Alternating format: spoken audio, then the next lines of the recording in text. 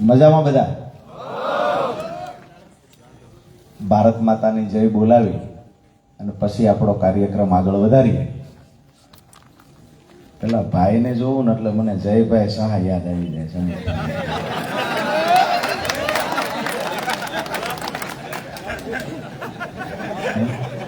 હમ શકલ છે, બીક લાગે છે તમારી, સમજ્યા? બીક લાગે છે.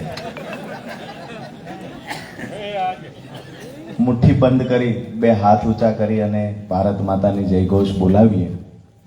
બોલો ભારત માતા કી જય! જવાન જય જવાન, વંદે વંદે. આપ સૌનો ખૂબ ખૂબ આભાર. સાથે જ મંચસ પર બિરાજમાન તમારા ગામના લાડક્યા ભાણેજ અને મારા પરમ મિત્ર પંકજભાઈ રાણસરિયા, સાથે જ અહીંયાની જે અમારી ટીમ છે તો એમાં અમારા જિલ્લા પ્રમુખ મહાદેવ બાપા, ચંદ્રકાંતભાઈ વિરમગામા, પંકજભાઈ, દલસુખભાઈ, જલ્પેશભાઈ, મનોજભાઈ ચાવડા, મોરબીમાં કિસાન સંગઠન માટે કામ કરતા કાનબાની વાત હોય કે પછી આજે ખાસ કરી અને લગભગ તમામ મીડિયાની નજર પણ આજે જેતપર ગામના આંગણે હશે, પરિવર્તનનો પાયો નાખવા માટે થઈ મોરબી માળિયા વિધાનસભાનું આવનાર ભવિષ્ય નક્કી કરવા માટે થઈ અને જે મોટી સંખ્યામાં તમે સૌ ઉપસ્થિત છો, આપ સૌનું હું રાજુ કરપડા હૃદયથી સ્વાગત કરું છું. પરિવર્તન નક્કી છે, ભલે કોઈ અંજવાળે છે, કોઈ અંધારામાં છે, કોઈ ખૂણે ખચકે છે, કોઈ લીમડા આડા છે, પણ પરિવર્તન નક્કી છે. તમે બધા સાંભળવા આવ્યા. બીજું, ટ્રાફિકનો કોઈ પ્રશ્ન એટલે અહીંયા થવાનું નથી કે આગળનું નાકું છે ને અહીંયા ટ્રાફિકની જવાબદારી લઈને બે ત્રણ ભાજપના લંગુરિયા ઉભા છે. ત્યાંથી જે આવતા હોય એને રોકવાનું કામ એ બે ત્રણ નેતાઓ કરે છે. એટલે બીજો કોઈ પ્રશ્ન તો છે નહીં. શાંતિથી સભા નિહાળીએ, આપણે બધા સાંભળીએ, લાઈવના માધ્યમથી જેને નથી સાંભળવું એ પરાણે આજ સાંભળતા હોય છે. પણ એક વાત ચોક્કસથી કહીશ કે અહીંની જે લડાઈ છે એ લડાઈમાં આપણા સંસ્કાર આપણે ચૂકવાના નથી. આ ગામમાં આવીને જ્યારે તમે બધાએ આટલી મોટી સંખ્યામાં ઉપસ્થિત રહી આમ આદમી પાર્ટી અને પંકજભાઈ રાણસરિયાને, તમારા ગામના ભાણેજને જે પ્રેમ આપવા માટે ઉપસ્થિત થયા છો, ત્યારે આ જ ગામના કોઈ વ્યક્તિ માટે ઘસાતું બોલવું આ સંસ્કાર અમારા પણ નથી. પંકજભાઈએ એક વાત એ કરી કે જરૂર પડે તો રાતના 1 વાગે ફોન કરજો, પણ પંકજભાઈને જ કરજો, ધારાસભ્યને રાતે ન ફોન કરતા. બીજી મહત્વની વાત, એને કહ્યું કે જેતપર ગામ એટલે વીરોની ભૂમિ કહેવાય, ક્રાંતિની ભૂમિ કહેવાય. અહીંયાથી જે આંદોલન પેદા થયું છે એ આંદોલન પરિણામ સુધી પહોંચ્યું છે. કાંઈક નવું કોઈએ કર્યું છે તો જેતપર ગામે કર્યું છે. આ વાતો તો સાંભળી અમને તો એ દિવસે દેખાઈ આવ્યું હતું જે દિવસે રણ મેદાનમાં મરણીયો જંગ કરવા માટે તમારા ગામનો ભાણો મેદાનમાં ઉતરી પડ્યો હતો. એ વાત પણ એટલે માનવી પડે કે આપણામાં કહેવત છે, વી વાહા મોહર ના આવે. અમારે ત્યાં છે, તમારે છે એ કહેવત? બધે છે. વાહા એટલે પહેલાના જમાનામાં આ શબ્દ હતો, વાહા એટલે દિવસ. દાદા બરાબર છે મારી વાત? દાદાની પરિસ્થિતિ એવી છે, વસાળા ઘર છે ને 2 પાડોશી બાજકણા છે અને 2 પાછા દરવાજે આવીને હામ હામા બાજે છે. રહે છે વસાળે દાદા, પણ એકાદાન હતી હવે ઘર ખાલી કરાવી નાખશું, પાકું છે, ઉપાધિ નહીં કરો. આ માથાકૂટ હતી આવી હુંદીની છે, પછી નથી. વાત એ કરતો હું કે પહેલાના જમાનામાં અંગ્રેજી મહિના નહોતા ત્યારે દેશી મહિના હતા, કારતક, માગસર, પોહ, મા, ફાગણ. આ રીતે 12 મહિના એને દિવસને વાહા તરીકે ઓળખતા હતા. આપણું નાનું બાળક હોય એટલે એને કે કેટલા વાહાનું થયું, આવું હજી શબ્દ પ્રયોગ કરે છે મોટી ઉંમરના માવડિયું. તો એ જ વખતે એક કહેવત પડેલી કે વી વાહા મોહાળ ના આવે કોઈ દીકરાને. એટલે મોહાળમાં જે ગામ માથાભારે ગામ હોય, જે ગામ ખરેખર નવા વિચારો સાથે જોડાતું હોય, જે ગામ ખરેખર કોઈની ગુલામી પસંદ ન કરતું હોય, તો એ ગામનો ભાણો વિવાહ લઈને જે આવ્યો હોય એ ભાણો એનાથી 2 કદમ આગળ જ હોય, ક્યારેય પાછો ન હોય. વાત એ કરવા માટે આવ્યા છીએ. અહીંના સ્થાનિક પ્રશ્નો ઘણા બધા છે. ભાઈએ ખૂબ મોટો પરિચય આપ્યો, પ્રદેશના નેતા, ખેડૂત આગેવાન, ખેડૂતના મસીહાન. કોકને એમ લાગે કે હમણાં 2-3 મોટી મોટી ગાડીઓ આવશે અને પછી સાહેબ ઉતરશે, જબ્બો હશે, લેંઘો હશે, 2-3 જણા મોર હશે, 300 વાળા સેન્ડલ પહેરીને જ ઉતરે, બીજું કાંઈ જ મોર કે આગળ કઈ પાછળ નથી. લડાઈ જયારે લડવા નીકળીએ ને, તો આજે અમારી તાકાત જે છે એ તાકાત શું છે? અમારી પાસે ભ્રષ્ટાચારના પૈસા નથી આવ્યા, અમે 2 ખાણું નથી ખોદી, અમે રેતીનો ધંધો નથી કર્યો, અમે ક્યાંય ભૂમાફિયા સાથે જોડાયેલા નથી, અમારી પાસે 2 નંબરના પૈસા નથી. એનું સર્ટિફિકેટ છે. ભાજપ સામે અવાજ ઉઠાવો છો તો મતલબ સાફ છે, આજ દી સુધી તમે કોઈ એવા કુકર્મ કર્યા નથી, તમારી પાસે 2 નંબરની સંપત્તિ નથી. જો 2 નંબરની સંપત્તિ તમારી પાસે નથી તો જ તમે ભાજપની સામે અવાજ ઉઠાવી શકો. અહીંયા જે ભાજપની સામે લડે છે, જેટલા પણ નેતાઓ ભાજપની સામે લડે છે, એ નેતાઓ પાસે 2 નંબરની કોઈ સંપત્તિ નથી. અને જો હોય તો તમારા ધારાસભ્યને જીએસટી વાળા સાથે, ઇન્કમ ટેક્સ વાળા સાથે ખૂબ ઘાટા સંબંધ છે. કેટલાય ફેક્ટરી વાળા એવા છે, બાપડાને આમ આદમી પાર્ટી પંકજભાઈ હારે ઊભું રહેવું છે, પણ ક્યાંક ને ક્યાંક બીક લાગે છે, ખાલું રેડ પાડશે તો. અને રેડ પાડે એ ગામડામાં કહેવત છે કે ભાઈ પોત પડે તો સપટી ધૂળ લઈને જાય, કાંઈ કાળા ધંધા ન કરતા હોય તો રેડ પાડે પછી 50 લાખ લઈને જાય. પંકજભાઈ ની હારે ફોટો પડાવવા ભેગા ઉભા રહેવામાં રેડ પડે. પાછળ અંધારામાં ભાઈ બધા ભાઈઓ નંજવાળામાં આવવું જ, પણ ઓલા હવાર ફોટો ઝૂમ કરીને જોવાના છે કોણ કોણ હતું.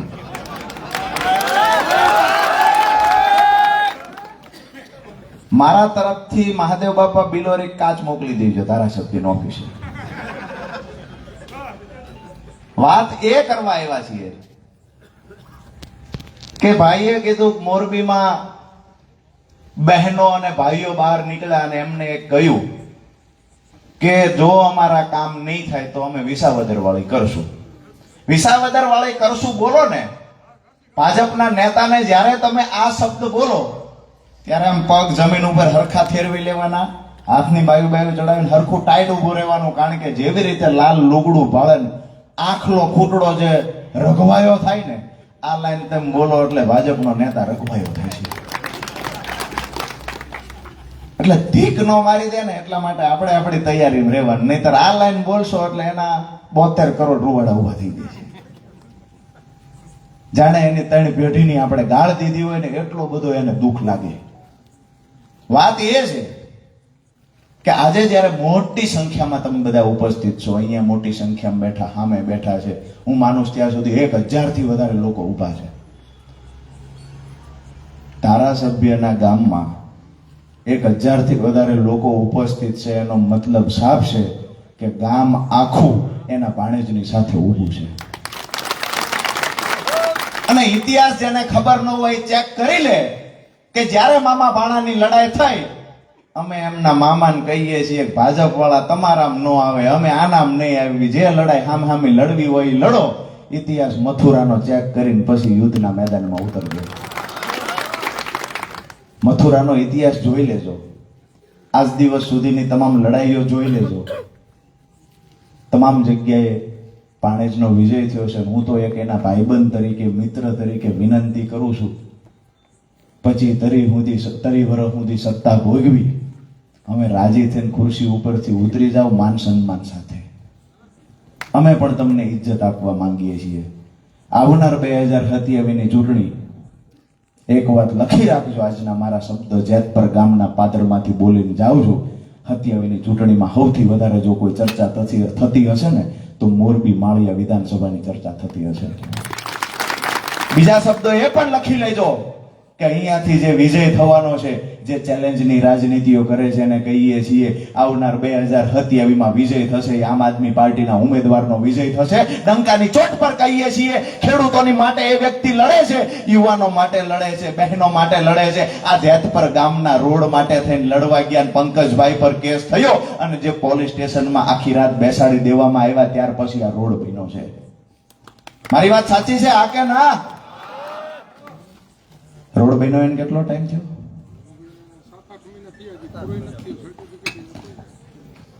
તો ખાડા ચાલુ થઈ ગયા પડવાના. 7-8 મહિના નથી થયા. ગહારો જાજો છે એવું છે?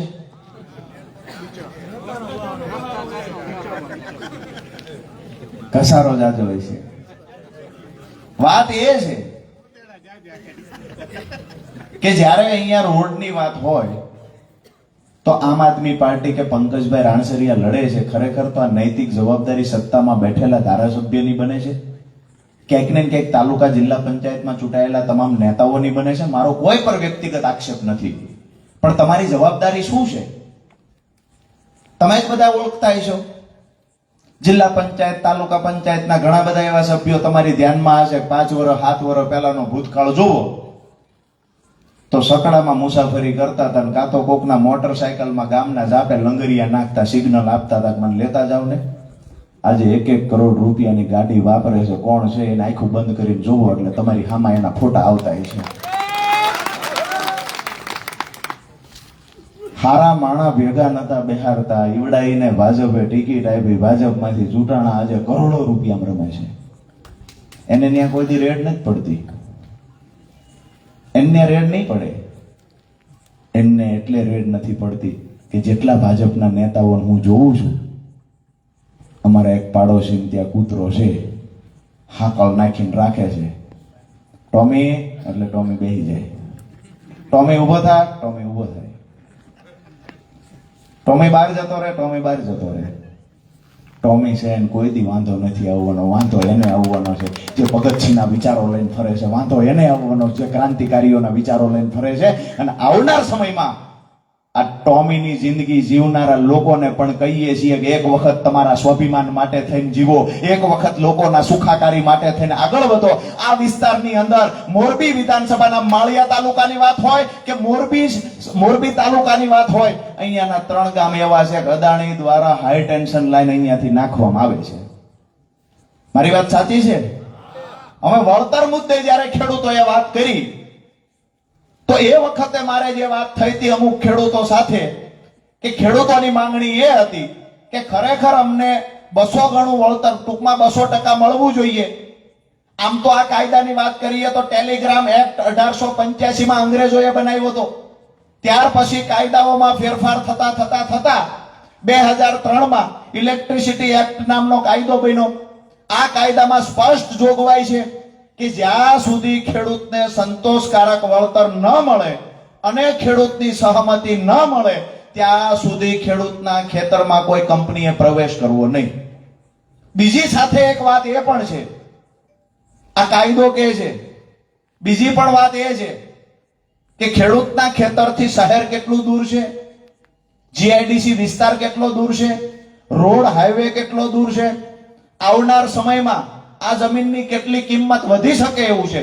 આ તમામ બાબતોને ધ્યાનમાં રાખ્યા પછી ખેડૂતને વળતરની રકમ નક્કી કરવી. એમાં પણ જો ખેડૂત વાંધો ઉઠાવે તો એ કેસ કલેક્ટરમાં ચાલે અને ત્યાર પછી ખેડૂતના આગેવાન આવ્યા હોય, ખેડૂત વતી વકીલ આવ્યા હોય, એની વાત સાંભળવી અને ખેડૂતે કલેક્ટરને કરેલી રજૂઆતની ગંભીરતાથી કલેક્ટરે નોંધ લઈ અને ખેડૂતની ફેવરમાં મેક્સિમમ જે થતું હોય એ કરી આપવું.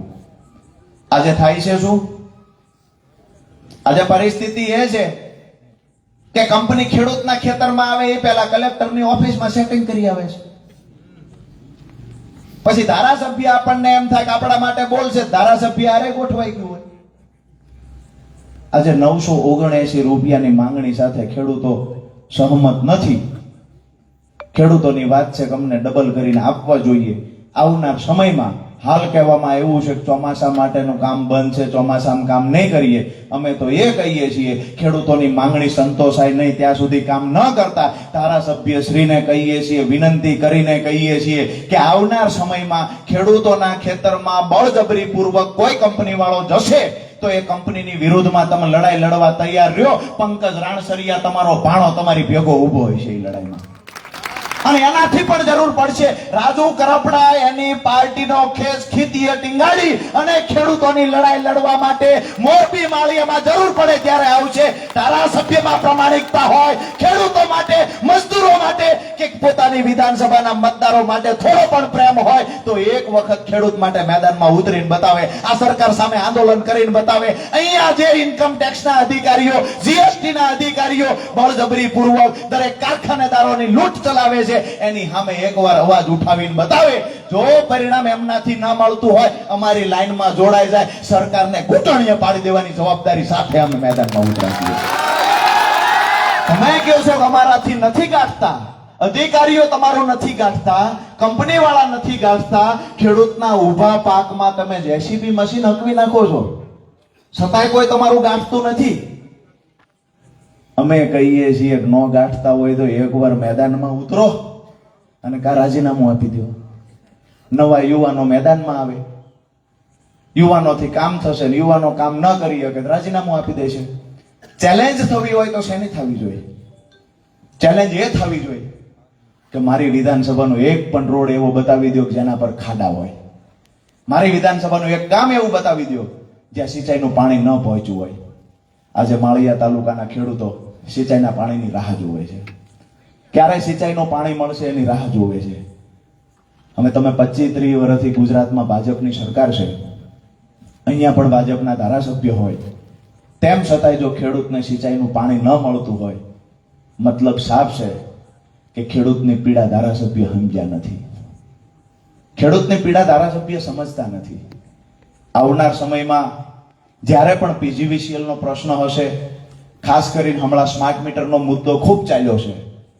તમારે મોરબીમાં લગાવે છે સ્માર્ટ મીટર? આ વિરોધ કરવાનો ઠેકો એમ આપવાળાએ જ લીધો છે, બીજા કોઈને છે જ નહીં જવાબદારી. સ્માર્ટ મીટરનો વિરોધ કરવાનો, રોડ તૂટી જાય તમે ખાડા પૂરવા જાવી, દવાખાને જાવી તો ડોક્ટર ન હોય ત્યાં રજૂઆત કરવા જાવી, નિશાળે જાવી ત્યાં ત્યાં પૂરતા શિક્ષકો ન હોય. આની રજૂઆત અમારે મામલતદારને કરવી હોય કે મામલતદારે કાર્યક્રમમાં બહાર ગયા છે. અમે અધિકારીઓ દ્વારા કાર્યક્રમ યોજાય એમાં ભાજપના નેતાઓ આગલી લાઈનમાં ઉભા હોય, ભાજપનો કાર્યક્રમમાં અધિકારીઓ ઉભા હોય. એક સિક્કાની બે બાજુ જેવું કામ છે. અને ભ્રષ્ટાચાર કેવી રીતે કરવો જો કોઈએ ભવિષ્યમાં શીખવું હોય, ટ્રેનિંગ લેવી હોય તો આજના અધિકારીને આજના ભાજપના નેતાને મળી લેવું. વાત એ છે કે આ વિસ્તારના પ્રશ્નો છે એમાં ખાસ કરીને આવનાર સમયમાં જે સૌથી મોટી સમસ્યા છે, તમામ દોસ્તો મિત્રોએ યાદ રાખવાની વાત હું કરવા માટે આવ્યો છું. આ વાતને લઈને ગંભીરતાથી અહીંથી જ્યારે ઊભા થાવ ત્યારે એક મન બનાવીને ઊભા થજો કે રાજુ કરપડાએ કરેલી વાતમાં કંઈક દમ હતો. સ્માર્ટ મીટરની લડાઈ આમ આદમી પાર્ટી દરેક જિલ્લાઓમાં લડે છે.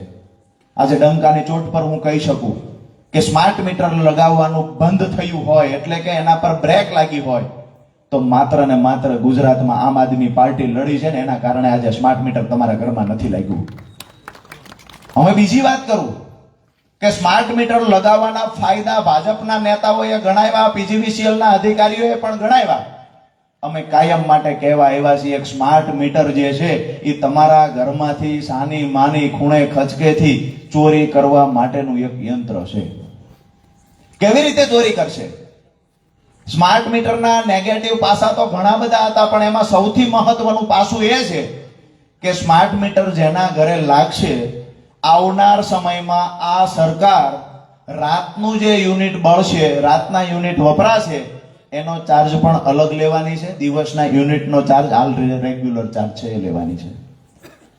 ઘણા બધાને એવું લાગતું હોય છે કે આવું કઈ શક્ય છે ખરા? સાદું મીટર હતું એને નથી ખબર પડતી કે અત્યારે રાત થઈ ગઈ.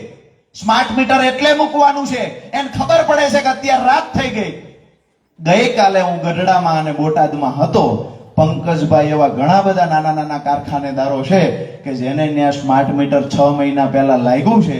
અત્યારે એમને 3 વર્ષ સુધીનું પર યુનિટે 45 પૈસા વધારાનું બિલ, રાત્રિના જેટલા યુનિટ વપરાણા એનું 3 વર્ષનું એવરેજ બિલ આપવામાં આવ્યું છે.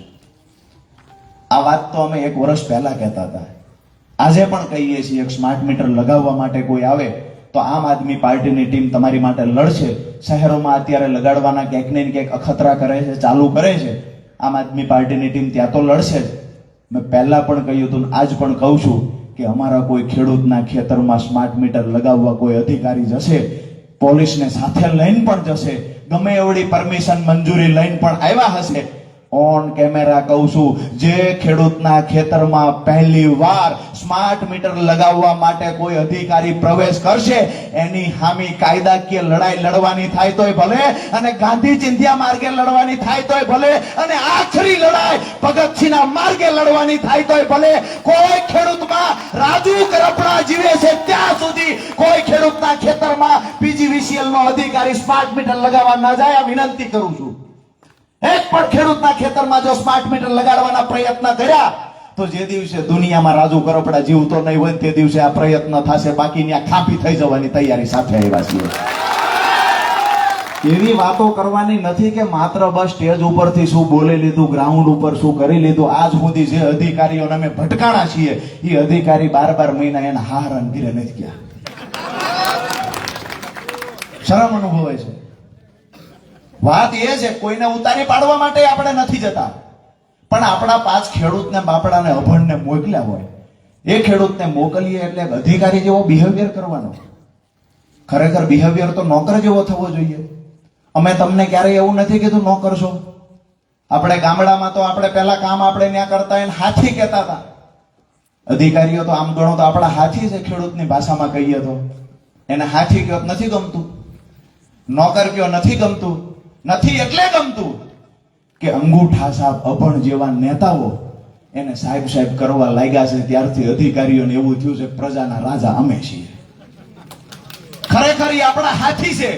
આવું જો કોઈ ભાન કરાવવાનું હોય તો આમ આદમી પાર્ટીના નેતા કરાવવાના છે. એટલે અધિકારીઓને આપવાળા નથી ગમતા. પણ વાત એ છે, ગમશે નહીં ગમે પછીની વાત છે. 2020માં ગોપાલભાઈ ઇટાલિયા આમ આદમી પાર્ટીમાં જોડાયા, ત્યારબાદ ઈસુદાનભાઈ ગઢવી જોડાયા, ત્યારબાદ અનેક નેતાઓ આમ આદમી પાર્ટીમાં, અનેક કાર્યકર્તાઓ જોડાયા. આજની પરિસ્થિતિ એ છે કે ગુજરાતની અંદર ગુજરાતની જનતાએ મન બનાવી લીધું છે, સંકલ્પ કરી લીધો છે કે આમ આદમી પાર્ટી એક એવી પાર્ટી છે જે ભ્રષ્ટ ભાજપના ગુજરાતમાંથી મૂળિયા ઉખેડી નાખવામાં સફળ થશે. જે લોકો કહેતા હતા કે ભાજપની સામે ચૂંટણી ન જીતી શકાય, વિસાવદરની વાત કરીશ તો એવું કહે છે એક સીટ જીત્યા એમાં ઉપાડો લીધો. એ કઈ રીતે નથી પૂગવા દેતા, પણ એમને એ કઈ રીતે નહીં પૂગવા દઈએ એ પ્રતિજ્ઞા એમે લીધી છે. આવનાર સમયમાં ખૂબ મોરાની ખૂબ વાતો થઈ છે, બરાબર છે. મોરો તો 27માં મોરબી માળિયા વિધાનસભામાં થવાનો છે. લખી રાખજો. વાત એ છે કે આપણે બધાએ જેવી રીતે બલુંગમાં બેહવી અને ક્યાંક પટ્ટો બાંધી દો, આપણે બધા સીટ બેલ્ટ બાંધીને જોયા કરવાનું છે મામા ભાણાની લડાઈ. જ્યારે તમને એવું લાગે ભાઈનું ઉપર સેટિંગ છે કમલમમાં, એ કે ટિકિટ જ નહીં આપે, જ્યારે તમને એવું લાગે છે, હું તમને એ પણ નથી કહેતો કે તમે આ વ્યક્તિની સાથે રહેજો, આ વ્યક્તિની સાથે રહેજો, પણ તમને એવું લાગે છે કે આ વિધાનસભાને કોઈ દબંગ નેતાએ ગુલામ બનાવવાના પ્રયત્ન કર્યા છે, ક્યાંક અહીંયા તમે સભામાં આવો છો, રેલીમાં આવો છો, તમને રોકવાના પ્રયત્ન થાય છે, તમારા બાળકોને, તમારા યુવાનોને ક્યાંક ને ક્યાંક દબાવવા ધમકાવવાના પ્રયત્ન થાય છે, તો આવા દબંગ નેતાની આંખમાં આંખ નાખી અને ડંકાની ચોટ પર પગ પછાડીને વાત કરી શકે, આ વિસ્તારને ગુલામીમાંથી બહાર કાઢી શકે તો માત્ર એક એવો નેતા છે પંકજ રાણસરિયા. આવનાર સમયમાં તમને વિનંતી કરવા આવ્યો છું, ખંભે ખંભો આપી અને પંકજ રાણસરિયાને ક્યારેય એકલો ના પડવા દેતા. આજે આખું ભાજપ, આજે અહીંના ધારાસભ્યની સાથે સાંસદ સભ્ય પોતે અને આખું ભાજપ કમ્પ્લેટ અહીંયા પંકજભાઈ રાણસરિયાની સામે ઊભું છે અને એકલો યોધો એક બાજુ સામે ઊભો છે તમારી પર ભરોસો રાખીને કે આવનાર સમયમાં તમે લોકો એને એકલો નહીં પડવા દો. અહીંયાની લડાઈ કોઈ નાની લડાઈ નથી દોસ્તો. આ લડાઈ તમારા આત્માને પૂછજો, આ લડાઈ કોઈ નાની લડાઈ નથી. આ લડાઈમાં માથે કફન બાંધીને મેદાનમાં ઉતરી શકે એ જ વ્યક્તિ અહીંયા લડાઈ લડી શકે. અને માથે કફન બાંધીને અહીંયા પંકજભાઈ રાણસરિયા ઉતર્યા છે ત્યારે એકલો ના પડે. આ જવાબદારી અહીંયા ખૂણે ખૂણે બેઠેલા, દૂર દૂર બેઠેલા તમામ માતાઓ ભાઈ બહેનોની છે. આ વ્યક્તિ એકલો ના પડવો જોઈએ. યુવાન ક્યારે, મરણિયો યુવાન ક્યારે મળે છે? એક યુવાનને વર્ષો થઈ જાય છે ત્યારે મેદાનમાં એક નવો યુવાન આવે છે. અને એ યુવાનને આપણો સાથ સહકાર નહીં મળે ને તો આવનાર સમયમાં ક્યારેક એવું બને કે યુવાનનું બલિદાન એળે જાય, યુવાને પોતાની યુવાની કસી નાખી હોય અને પરિણામ ન મળે તો મને ને તમને એ દુઃખ થશે. ફરીવાર એવો યુવાન મેદાનમાં આવતા ખૂબ વાર લાગશે. વિનંતી એ કરું છું કે આજની આવડી મોટી લડાઈમાં, ધસમસતા પ્રવાહમાં એક તમારા ગામનો ભાણો કૂદી પડ્યો છે. મને ભરોસો છે મારા મિત્ર પર, પાછું ડગલું ક્યારેય ભરવાનો નથી. સામે મોત આવી જાય તો ભલે આવી જાય, પાછું ડગલું ભરવાનો નથી. પણ હામા કાંઠે પહોંચાડવાની જવાબદારી અહીંયા બેઠેલા હજારો લોકોની છે કે એ યુવાનને બુડવા નથી દેવાનો, પાછો નહીં આવે, બુડવા નહીં દેતા, હામા કાંઠે પહોંચાડવાની જવાબદારી છે. પછી ખેડૂતો માટેની લડાઈ હશે તોય ભલે, યુવાનો માટેની લડાઈ હશે તોય ભલે, બેરોજગારી યુવાનો જે ભોગવી રહ્યા છે એના માટે લડવું હોય કે બહેનો મોંઘવારીનો સામનો કરી રહ્યા છે એના માટે લડવાની વાત હશે તોય ભલે, પંકજ રાણસરિયા લડશે. અને આવનાર સમયમાં અમે જોઈએ છીએ આમ આદમી પાર્ટીનો ધારાસભ્ય બન્યા પછી ગદાણી ફદાણી કયા કંપની વાળાની તાકાત છે ખેડૂતના ખેતરમાં પ્રવેશ કરી શકે? કઈ કંપનીની તાકાત છે પ્રવેશ કરી શકે? ગઈ વખતે જ્યારે અમે હળવદમાં લડ્યા હતા 2021માં, ત્યારે હળવદની અંદર પણ 2.5-3 લાખ રૂપિયા પાવર ગ્રીડ કંપનીની લાઈન 765 કેવીની લાકડિયાથી બરોડા નીકળી હતી. રાણેકપર શું ગામનું નામ હતું? રાણેકપરમાં 2021માં અમે ખેડૂતોને ભેગા કર્યા, નક્કી કર્યું કે કંપનીની સામે લડવું છે. ખેડૂતોએ મન બનાવી લીધું, કંપનીની સામે જે રીતે તમે કહેશો એ રીતે લડીશું. ક્યાંક ને ક્યાંક એવું બને છે કે રાજુભાઈ તમને આગળ લાવીએ છીએ, ભાજપ વાળા નડવા માટે આવે છે. ત્યાંથી યુવાનોને તૈયાર કર્યા, એ યુવાનોને આખી લડાઈનું માર્ગદર્શન પૂરું પાડ્યું. જેટલું પણ અમારાથી થતું હતું એટલા પ્રયત્ન કર્યા. 2.5-3 લાખ વળતર ચૂકવતા હતા. એક ખેડૂતને 25-25 લાખ રૂપિયાના વળતર અમે અપાવ્યા છે ને સાથી ગરજો ભૂલે છે. ક્યારેક ક્યારેક જ્યારે થાક લાગે છે તમામ લોકો માટે લડતા લડતા, દરેક જિલ્લાઓના પ્રવાસ કરીએ અને થાક લાગે ને ત્યારે એ ખેડૂતોને યાદ કરીએ છીએ કે જે બાપડા ખેડૂતો દેણામાં હતા, 20 વર્ષથી મોભારો નહોતો બદલાનો, એના ખેતરમાં હાઈ ટેન્શન લાઈન નીકળી, અમે લોકો લડ્યા, ક્યાંક ને ક્યાંક પરિણામ મળ્યું. 25-30 લાખ રૂપિયા વળતર મળ્યું તો એ ખેડૂતની આંખમાં ખુશીના આંસુ હતા. આ લડાઈ માત્ર રાજુ કરપડા એકલો નહીં લડી શકે. પંકજ રાણસરિયા, ગોપાલભાઈ, ઈસુદાનભાઈ, મનોજભાઈ આ એકલા આ લડાઈ નહીં લડી શકે. આ લડાઈ લડવા માટે થઈને ક્યાંક ને ક્યાંક તમારા ખંભાની જરૂર છે. ભગવાન પરમાત્મા, પરમ કૃપાળુ કૃષ્ણ ભગવાન, એને પણ ગોવર્ધન ડુંગર જ્યારે ઊંચો કર્યો ને ત્યારે ગોવાળિયાને કીધું હતું કે લાકડીને ટેકો રાખો ને. આજ તમને કહેવા આવ્યો છું કે તમારા ભાણાને ટેકો રાખજો. આવનાર સમયમાં ઓલા લોકો પાસે પૈસા છે, ગુંડાઓ છે, તંત્ર એની પાસે છે, પણ એ કોઈની સામે ઝૂકે નહીં એવી તાકાત તમારા ભાણા પાસે છે. બસ મતદાન સમયે ધ્યાન રાખવાનું છે. જ્યારે જ્યારે આવી સભાઓ કે રેલીઓ થાય ત્યારે કરી બતાવવાનું છે, કહી દેવાનું છે ભાણા એકલો નથી, આખું જાત પર ગામ તારી ભેળું ઊભું છે. મારી વાત પૂરી કરતા પહેલા હું એક કમિટમેન્ટ આપીને જાઉં છું આ ગામમાં. પંકજભાઈનો મિત્ર હોવાના નાતે અને હું પોતે ઈચ્છું છું કે મારી ચૂંટણીનું પરિણામ તો જે આવવું હોય છે એ આવે, પંકજભાઈને હું વિધાનસભામાં જોવા માંગુ છું. વાત એ છે કે તમારી જવાબદારી પંકજભાઈને સાથ સહકાર આપવાની છે. મેં પહેલા વાતની શરૂઆત પહેલા કહ્યું, કોઈનું ઘસાતું એટલે લાંબુ નથી બોલવું, અમારા એ સંસ્કાર નથી. બાકી કોઈ ફાટેલા દબંગ નેતા પોતાની જાતને સમજતા હોય, ઢીલું પોચું ભાળે અહીંયા ગાળમ ગાળી કરતા હોય, રાત્રે બેફામ ફોન કરીને ગાળો બોલે છે, મને 2-3 રેકોર્ડિંગ પણ મળ્યા. એ નેતાને કહીએ છીએ મામા ભાણાની લડાઈમાં અમે ન કૂદી પડીએ એ ધ્યાન રાખજો. બાકી જે દિવસે અમે કૂદી પડ્યા ને ગરીબો ખેડૂતોને દબાવવાના પ્રયત્ન કર્યા એ દિવસે કોઈ કાળે સહન નહીં કરી લઈએ. તમામ લોકોને દબાવવાના ક્યાંય પ્રયત્ન ન થવા જોઈએ. લડાઈ વિચારોની છે અને વિચારોની લડાઈ પ્રેમથી એકબીજા લડે જઈએ. તમે પણ સહકાર આપો, એ પણ સહકાર આપે, પ્રેમથી લડાઈ લડીએ. પણ જો શરૂઆત તમે કાંઈ અટકચાળાની કરશો, આળવિતરાયની કરશો, તો લાઈવના માધ્યમથી એક એના સમર્થકો સાંભળતા હોય અને કહીએ છીએ કે તમને સારું લાગે એ રીતે હત્યાવી લડવા બી આવજો. જ્યારે આખા ગુજરાતની સામે, આખા ભાજપની સામે, મોરબીમાં કઈ એવો નેતા છે કે જે ભાજપની સામે અવાજ ઉઠાવી શકે? મિત્રો છે કોઈ? મોરબીમાં એકય એવો નેતા છે કે જે ભાજપની સામે અવાજ ઉઠાવી શકે? ભાજપમાં છે કોઈ? ભાજપમાં એક પણ નેતા નથી કે જે ભાજપની સામે અવાજ ઉઠાવી શકે, કારણ કે અહીંયા બીક લાગે. અહીંયા પંકજભાઈ રાણસરિયા છે કે જે ભાજપની સામે જડબાતોડ જવાબ આપે છે, આંખમાં આંખ નાખીને વાત કરે છે, અવાજ ઉઠાવે છે, એની સામે વિરોધ કરે છે. તો મતલબ સાફ છે, બોલા કરતા મજબૂત છે, સીધો હિસાબ છે. એટલે વાત એ છે કે આવનાર સમયમાં ખેડૂતોની લડાઈ હશે, ખાસ કરીને આપણા ગામડાઓમાં શિક્ષણની લડાઈ હોય, આરોગ્યની વાત હશે, કે કોઈ પણ મુદ્દા હશે. મુદ્દા અનેક પ્રકારના છે. અહીંયા બેઠેલા એક પણ વ્યક્તિ એવા નથી જેને કોઈ પ્રશ્નનો સામનો ન કરવો પડતો હોય. મારી વાત સાચી છે? પાછળ બેઠેલાને પણ ખરેખર આવી તકલીફ છે?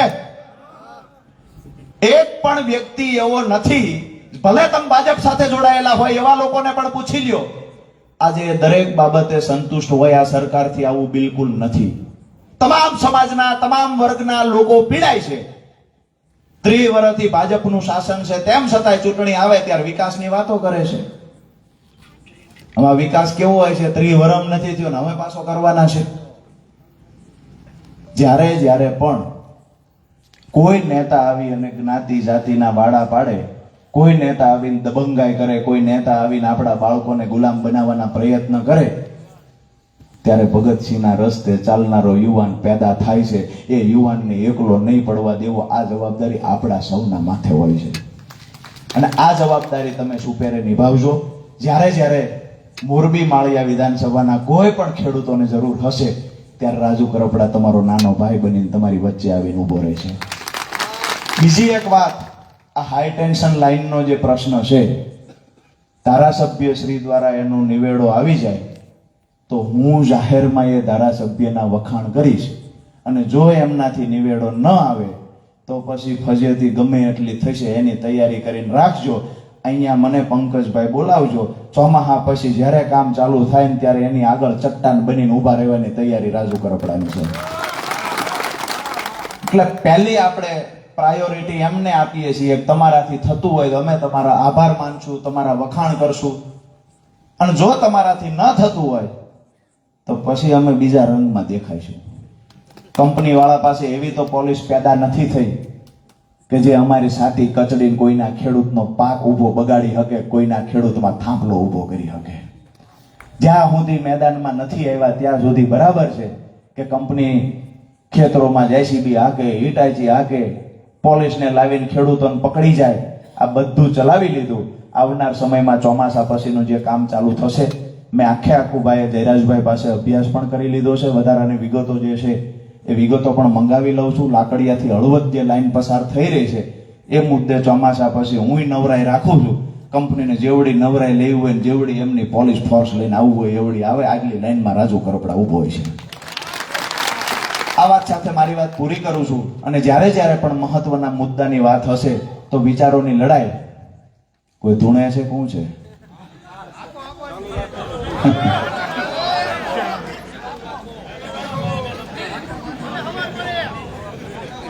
ગામે મન બનાવી લીધું છે કે 11:15 થયા તો કે ચાલુ રાખો એમ.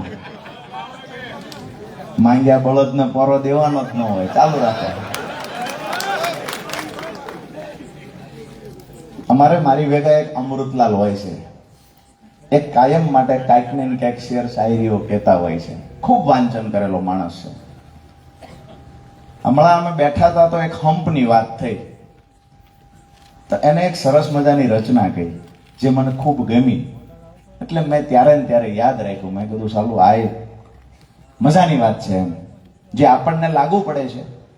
અહીંયા આપણે ખૂબ મોટી સંખ્યામાં ભેગા થયા છીએ, એક હંપ કરીને ભેગા થયા છીએ, પણ અહીંયાથી આજ જે વાત થઈ છે ઈ વાત હવાર પડ્યા પહેલા ત્યાં પૂગી જવાની છે.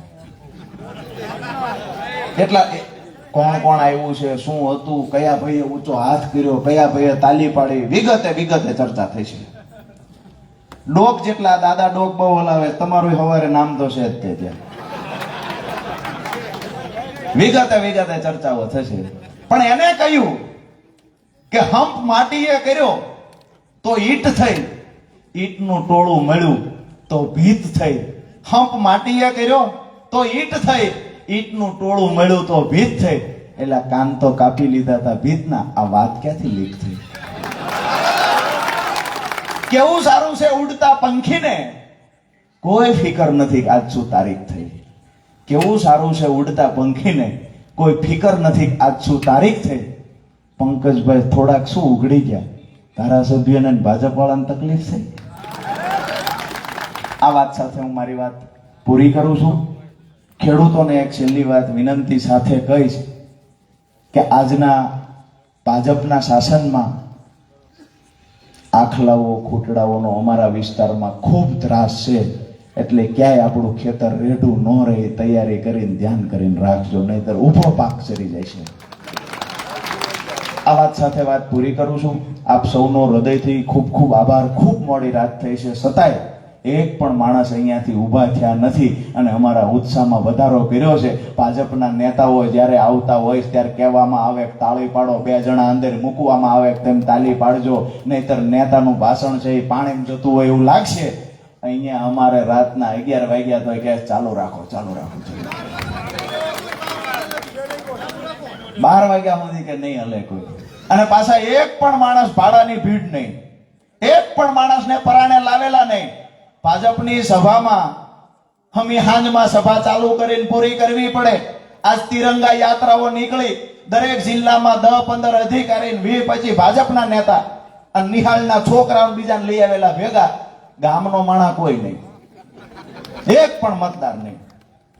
હવે તો જેને કોન્ટ્રાક્ટ આપે છે એનું લિસ્ટ રાખે છે કે ભાઈ તને 20 લાખનો કોન્ટ્રાક્ટ દીધો તો તું 5 જણાને લઈને મોકલજે, તું 10 જણાને લઈને મોકલજે. સભામાં આવી રીતે ભીડ થાય છે. અમારી સાથી ગજગજ ફૂલે છે કે અમારી સભામાં હજારો લોકો સ્વયંભૂ ઉમટી પડે છે. આ વાત એ પુરાવો આપે છે કે ગુજરાત આવનાર સમયમાં પરિવર્તનની દિશામાં આગળ વધે છે. અને આવનાર સમય એટલે કે તાલુકા પંચાયત, જિલ્લા પંચાયતની ચૂંટણીમાં આમ આદમી પાર્ટીને મજબૂતાઈથી અહીંયાથી ઊભી કરવાનું કામ તમારું છે. અને 2027માં આમ આદમી પાર્ટીની સરકાર બનાવવાનું કામ પણ તમારા લોકોનું છે. આ લાઈવ જોવે એમાં કેટલાય પાછા પેલું લખતા હોય. મને કેવલ કહેતો મને કે કેટલા એમ લખે કે આવા સપના ન જોવાય. તો કેવા સપના જોવાય? અમારી સરકાર બને એ સપના ન જોઈ તો શું ગુલામી કરવાના સપના જોઈ? ક્યાંક ને ક્યાંક અત્યાચાર પણ ચરમસીમાએ છે. આજે સપના જોવાની પણ બ્રેક છે ભાજપના રાજમાં. તમને તમારા વિચારો રજૂ નહીં કરી શકો, સપના નહીં જોઈ શકો. કેટલાયને પાછું લખતા ન આવડતું હોય ને એમની માયા જે સંસ્કાર આપ્યા હોય એ ભાષામાં પાછું લખે એવાય છે કેટલાય. ભાઈ અમે કઈક નવું કરવા નીકળ્યા છીએ એટલે અમને મહેરબાની કરીને એને એ રસ્તે રવા દો ને તો મજા આવશે. એટલે કેટલાય એમના મા બાપના સંસ્કાર પણ એમાં કોમેન્ટ લખીને કળાવતા હોય, દેખાડતા હોય છે. અને અમારી પોસ્ટમાં તમે મારું હોય, ગોપાલભાઈનું, કિશુભાઈનું, આખું ભાજપનું આઈટી સેલ એમાં જ રચું પચું રહે છે. નેગેટિવ કેમ લખવું, કેજરીવાલજીનું ખરાબ કેમ લખવું, ઓલું કેમ લખવું, ભ્રષ્ટાચારનું લખવું. આ બચુભાઈ ખાબડે કામ કર્યું, ભ્રષ્ટાચારનું નહીં પુણ્યનું કામ કર્યું. બચુભાઈ ખાબડે પુણ્યનું કામ કર્યું. આ રોડ જેતપરથી મોરબી રોડને 8 મહિને ખાડા પડી ગયા, આરતી ઉતારવી જોઈએ ખાડાની, પુણ્યનું કામ કર્યું. ધારાસભ્યએ પુણ્યનું કામ કર્યું. હાલી નીકળ્યા છે, આપણને શીખવાડવા આવ્યા છે. હવે તમારી કોમેન્ટ ફોમેન્ટ નહીં, તમારું આખું મંત્રીમંડળ વિસાવદરમાં આવ્યું હતું તો ધૂળ સાટતું કરી દીધું છે. વિસાવદરની જનતાએ અમને પ્રેમ આપ્યો ને અમારા નેતાએ તાકાત બતાવી છે. આવનાર સમયમાં જેને આવવું હોય એ આવે. 2027 પહેલા જેટલા નેતાને આપવાળાને જેલમાં પૂરવા હોય એટલાને પૂરે.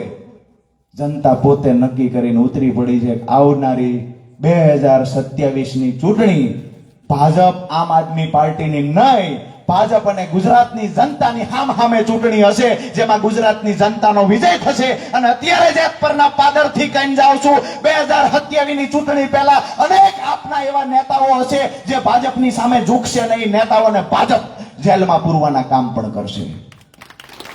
પણ આજે પણ અમારો ચૈતર વસાવા જેલમાં છે, ભાજપની સામે નખશીક નમતું દીધું નથી. આજે પણ સુરેન્દ્રનગરમાં મયુર સાકરિયા જેલમાં છે. આજે પણ 2 દિવસ પહેલા જ અમારા આરોગ્ય મંત્રી, દિલ્હીના પૂર્વ આરોગ્ય મંત્રી સત્યેન્દ્ર જૈનને 2.5 વર્ષ જેલમાં રાખવામાં આવ્યા, તોય નમતું દીધું નથી. આમ આદમી પાર્ટીના અડધા નેતા જેલમાં બહાર એમ જ થાય છે. અમે ઉભા છીએ, તમે જામીન ઉપર ઉભા છે. તમે જામીન ઉપર જ છો ને. વાત એ છે કે એ વખતે પણ અંગ્રેજોની સામે જેટલા લોકોને દેશ માટે પ્રેમ હતો, દેશ માટે ખપી જવાની તૈયારી હતી ને, એ લોકો એ દિવસ પણ જેલમાં હતા. આજે અમને દેશ માટે પ્રેમ છે, ગુજરાતના ખેડૂતો માટે પ્રેમ છે, ગુજરાત માટે પ્રેમ છે. જેલમાં નહીં, આખી જિંદગી કોઈ પાછળ ખપી જવું પડે તો તૈયારી સાથે આમ આદમી પાર્ટીમાં જોડાયા છીએ. જે લોકોને એ વખતે અંગ્રેજો સાથે ટીટી હતું, જેવી રીતે આજની કોંગ્રેસની છે, જે લોકોને અંગ્રેજો સાથે ટીટી હતું એ કોઈ દી જેલમાં નથી ગયા. અને જે લોકો અંગ્રેજોની સામે દેશ બચાવવાની લડાઈમાં લડ્યા છે, એ લોકો ક્યાંક ફાંસીના માંચડે ટીંગાઈ ગયા છે, ક્યાંક કોઈ કે આખી જિંદગી જેલ ભોગવી છે, કોઈ કે ગોળીઓ ખાધી છે.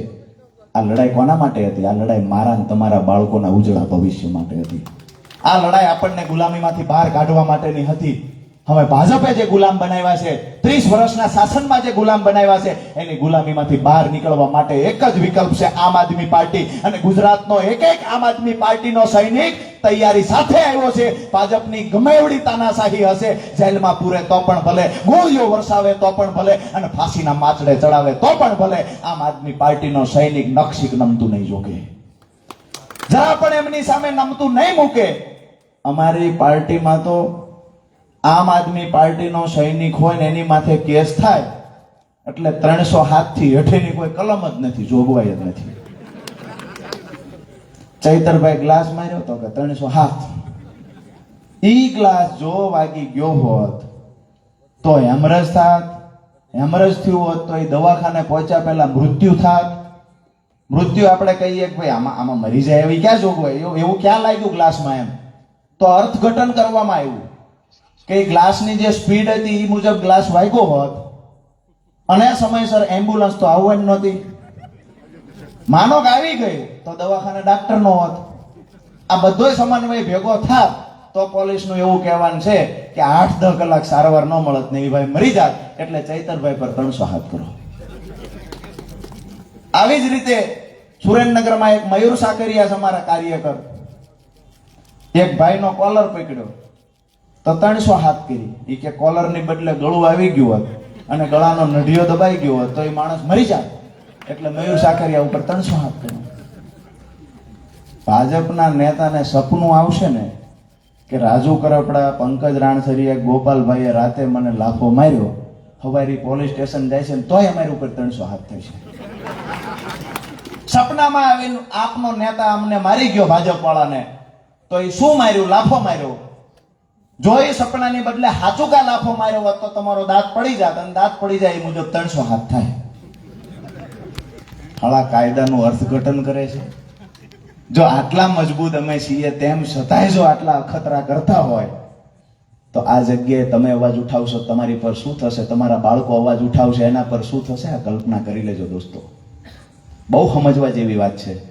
અને આ યુવાનો મરણિયા થઈને આવ્યા છે. આવનાર સમયમાં આ યુવાનો ફરીવાર નહીં મળે. જો એ યુવાનો એકવાર એમની બલી ચડી ગઈ તો, એટલે યુવાનોની બલી ન ચડી જાય અને રાષ્ટ્ર પ્રેમ માટે ગુજરાતને જો પ્રેમ કરતા હોય, ખેડૂતોનું હિત ઈચ્છતા હોય, ખેડૂતોને દેણામાંથી બહાર કાઢવા માંગતા હોય તો આમ આદમી પાર્ટીને ખંભે ખંભો આપી ધારાસભ્યને વિજય બનાવીએ અને ગુજરાતની અંદર વિસાવદર વાળી કરીએ. આવનાર સમયમાં બીજા રાજ્યના લોકો જ્યાં ભાજપનું શાસન છે ત્યાં કહેવા જોઈએ કે ગુજરાત વાળી અમે કરીશું, કામ નહીં કરો તો.